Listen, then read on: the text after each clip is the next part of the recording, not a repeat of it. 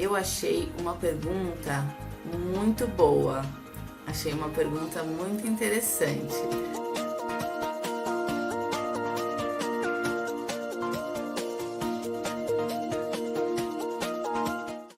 Olá! Estou entrando ao vivo de novo, segunda vez, mais para uma tentativa de Café com Marina, que é esse momento em que você tira suas dúvidas sobre pós no exterior. A gente analisa o seu caso, você pode chamar por vídeo e a gente fazer essa conversa por vídeo, analisando o seu caso individualmente. Então, pensando, conversando, trocando ideias para ver se você tem chances de se candidatar para o curso que você quer no exterior, se você de repente precisa fazer algo, né? Fazer algo no seu planejamento, criar uma estratégia no seu planejamento para aumentar as suas chances de fazer uma pós no exterior. Ou então, por exemplo, te ajuda a decidir um caminho, te ajuda a decidir como pesquisar a pós no exterior que você quer. Então, a gente pode fazer isso por vídeo. Então, se vocês quiserem fazer uma solicitação de vídeo, pode fazer uma solicitação clicando naquelas duas carinhas que aparecem, ou ali em cima no perfil, você pode também clicar no título da live e aí você faz uma solicitação por lá, ou então você já digita a sua pergunta aqui nos comentários, já digita aqui nos comentários qual a sua dúvida, o que está travando você. Sejam muito bem-vindos e eu quero saber, em primeiro lugar, para onde que vocês querem viajar para estudar, que tipo de pós no exterior que vocês querem fazer. Eu quero que a gente comece essa conversa aqui, em que vocês me contem o que tá aí na lista de vocês, no planejamento de vocês. E me contem aí qual a área de estudo de vocês e que tipo de pós vocês estão buscando. Falando em tipo de pós, hoje à noite, às 19 horas, vai ter uma live em que eu vou conversar com a Karen. A Karen, ela tem uma profissão muito interessante. Ela é psicóloga intercultural. E ela fez, então, a busca da pós-graduação dela, né? Tem a ver também com a busca no exterior, porque a psicologia intercultural é um assunto pouco estudado aqui no Brasil. Além de já ter feito vários intercâmbios, então é uma pessoa muito experiente, né? Ela já tá buscando aí a área dela, né? Bem específica, ela vem estudando a área dela e desenvolvendo bastante conhecimento. O Walter comentou aqui, né, que quer fazer mestrado em psicologia. Interessante, Walter. Pensa aí, ó, que assim como a Karen, né, que é a moça do perfil Bloom Deep, que é psicóloga intercultural, que me convidou para fazer a live de hoje à noite, pode ser que tenha uma área da psicologia que te interesse e que seja bastante desenvolvida no exterior para você fazer um curso, né? Então, às vezes é interessante pensar, então, não só no que é desenvolvido fora, mas no diálogo que você vai criar da tua área fora com a tua área de atuação aqui no Brasil, tá? Esse diálogo, esse desenvolvimento, a gente já viu que dá super certo, por exemplo, no desenvolvimento de pesquisas, como todas as pesquisas que ocorreram aí nessa época, que eu não vou falar para o Instagram não barrar esse vídeo, mas a gente viu para desenvolvimento de vacina, para pesquisa das cepas, né? A gente tem visto aí como que tá rolando. A Bárbara comentou assim: eu estudo Machine Learning e Inteligência Artificial. Tem como conseguir estudar no exterior com inglês intermediário? Eu achei uma pergunta muito boa. Achei uma pergunta muito interessante. Vamos discorrer sobre ela. E a Daniele comentou que estuda a área de biologia molecular de plantas. Que bacana, Daniele. Olha, o Walter comentou, adicionou que é psicologia da saúde. Muito bacana. Então, é isso que eu falei. Acho que é muito interessante a gente pensar nesse diálogo, né, da nossa área no Brasil com a nossa área no exterior, ou a nossa área, na verdade, em qualquer país. Então, vamos explorar um pouquinho, que acho que... Me contem aí, vocês já estão num nível avançado de idioma estrangeiro para estudar fora? Porque, vamos lá, vamos pensar o seguinte. A Bárbara perguntou assim, tem como estudar no exterior com inglês intermediário? Então, vamos pensar o que é intermediário, tá? Eu uso a classificação dos idiomas dentro do quadro comum de classificação europeu. É um quadro de referência que foi criado na Europa que classifica as línguas, e vocês talvez estejam pensando, nossa, que complicado, né? Mas vocês já ouviram assim, o meu inglês é A1. Então é isso, é A1, A2, B1, B2 e C1, C2. Então classifica as línguas em 6 níveis de domínio, de uso da língua. E ainda, esse quadro separa as habilidades. Então, ele separa as habilidades em habilidades de, se não me engano, são 5 habilidades, mas de produção oral, interação oral, produção escrita, habilidade de escutar, né? Ou seja, de você entender o que é falado, entender o que é lido, e falei das 5 já? Enfim, são as 5 habilidades que normalmente são avaliadas também nos testes de proficiência, certo?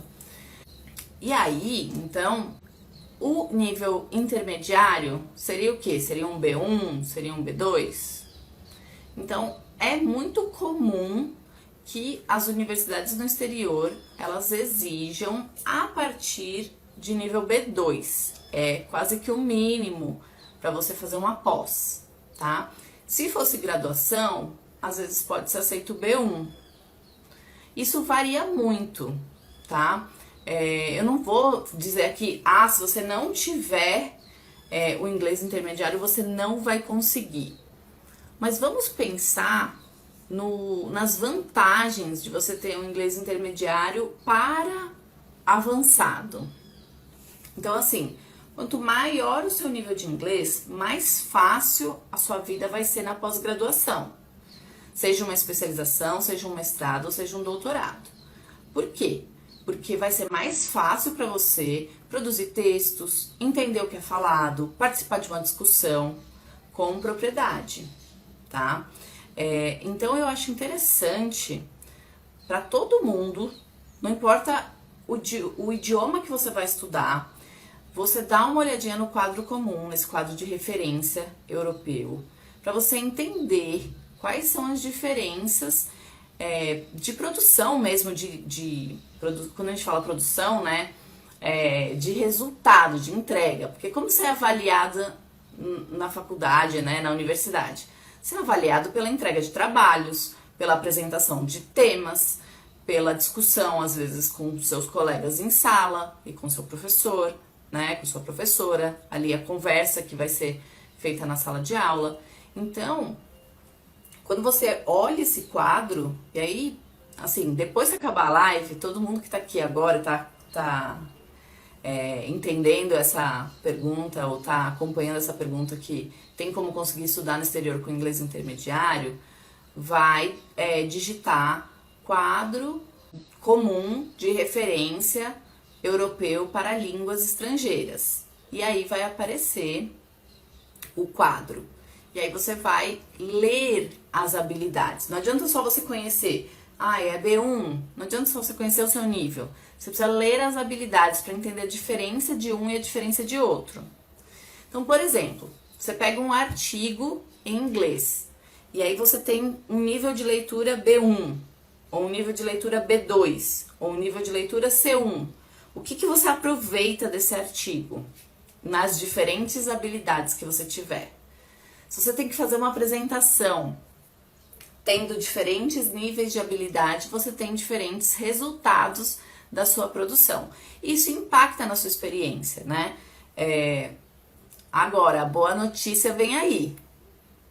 A boa notícia é o seguinte, que você não é uma você, qualquer pessoa, nós não somos uma pessoa que vai entrar num nível e nunca mais vai evoluir para um próximo nível.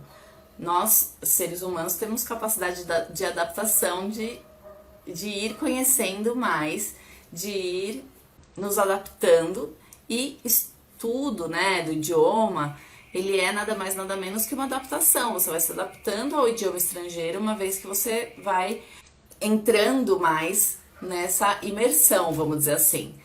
Então, você tem que criar um método aí de imersão, uma possibilidade de imersão, de aumento do seu contato com a língua, para você conseguir ir aumentando essa exposição e, consequentemente, ir aumentando o seu nível de idioma. Seja na preparação, seja depois que você já foi, porque afinal de contas, você quer ir melhorando, né? Então, essa pergunta da Bárbara foi muito boa pra gente fazer essa reflexão, né? Que você realmente precisa sair do ponto A para o ponto B. E qual é o ponto B? O ponto da candidatura. Então, assim, muitas universidades vão aceitar um nível B2, que vai se traduzir numa nota de TOEFL, numa nota de IELTS, né? Que você vai encontrar ali diferentes notas. Mas um intermediário, ele pode ir num TOEFL, por exemplo, que vai de 0 a 120, ele pode ir de 48, se não me engano, até 79, né? Então é uma pontuação muito grande ali, tá? Então pensa, se a gente dividir o TOEFL em 3, que vai de 0 a 120, só pra gente dividir entre o A, o B e o C, você vai ter, peraí que agora fazer conta ao vivo de cabeça sem estar preparada, vamos lá, 0 a 120 a gente vai dividir por 3, né? Então vamos ter faixas de 40 pontos. Então, se fosse de 0 a 40 seria o básico, de 40 a 80 seria o intermediário, e de 80 a 120 seria o avançado. Comenta aí se a conta deu certo. Eu tô muito doida, mas a conta deu certo. Então, beleza, né? Então, tá dividido aí os 3 níveis de inglês no TOEFL. Com certeza, alguém que tirou 40 pontos vai ter uma habilidade completamente distinta do que alguém que tirou 80 pontos. E os dois estão no intermediário. Então, é importante entender que tem gradações dentro desse intermediário. Por isso que na minha mentoria, na Jornada Viajar para Estudar, eu sempre oriento meus mentorandos a primeiro fazer uma avaliação para saber, dentro dessa granularidade aí que tem, em qual nível que eles estão de acordo com um quadro comum europeu. Nada mais crítico do que a nossa própria autoavaliação, da gente sentar à frente àquele quadro e olhar, como que eu acho que eu desempenho? Tá? Então essa é uma recomendação para vocês aqui depois dessa live. Vai lá, pesquisa esse quadro europeu de línguas e faz uma autoavaliação para ver se você realmente tem o inglês intermediário e qual o nível de intermediário. Então essa é a primeira. E a segunda, aí sim, vai pesquisar as universidades, ver quais são as exigências dela, traduz isso para o nível do quadro comum. Então, por exemplo, ela pede 90 no TOEFL. O que é 90 no TOEFL? É o nível C1? Então eu sei que eu estou no nível B2, então eu tenho que fazer um plano de estudos para alcançar esse objetivo, certo? E aí sim, você tem algo concreto. Você tem algo que você saiu do, será que dá para estudar no exterior com o inglês intermediário?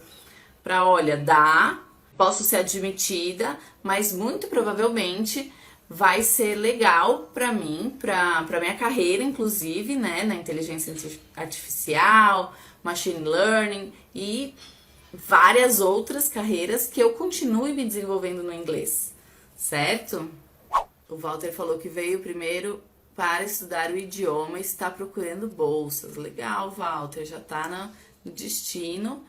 A Janine falou assim, se eu indico alguma estratégia para estudo do idioma. Olha, então, essa é uma outra coisa muito importante que na mentoria, por exemplo, a gente trabalha, Janine.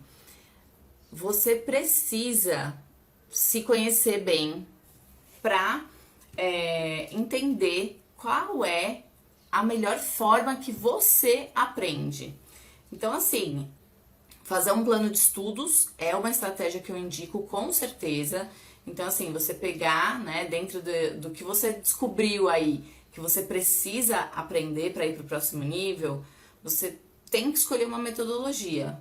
A metodologia, ela vai facilitar esse processo. O que eu tô querendo dizer por metodologia? Metodologia é você escolher um tipo de ensino, né? E assim, tô simplificando, tá, gente? Não tô entrando numa definição de metodologia, mas assim, você vai escolher um tipo de ensino, algumas estratégias de ensino que estejam dentro de algo planejado para te tirar de um lugar e ir para outro. Você pode fazer isso por meio de autoestudo? Pode. Você pode fazer isso por meio de um curso que já tem uma metodologia própria? Pode. Pode ser um curso online, pode ser um curso presencial, pode ser um curso individual com professora ou professor particular. Enfim, você pode fazer isso de várias formas. Eu indico você se conhecer e saber se você consegue fazer isso sozinha. Ou se você precisa de um estímulo, né, de alguém que vai estruturar essa metodologia para você. Às vezes a gente tá pensando, eu acho que é mais fácil eu ir aprendendo sozinha. Tudo bem, o problema é que existe um mundo de informações e a gente vai caçando.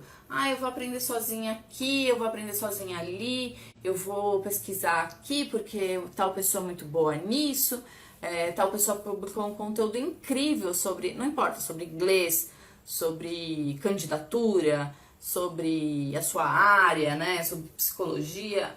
O problema da gente ficar caçando essas pequenas informações na internet é que a gente não começa um processo de começo, meio e fim que vai identificar onde a gente tá, vai ajudar a gente a aprender o que a gente precisa aprender para ir produzir alguma coisa que seja um marco, né?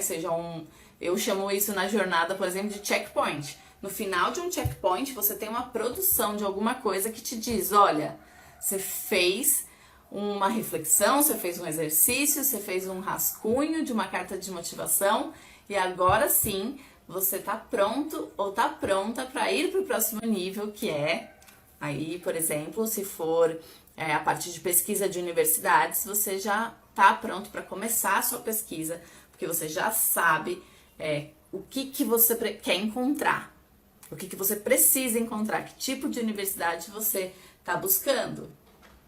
Entende? Então, muito cuidado, escolhe uma metodologia, tá?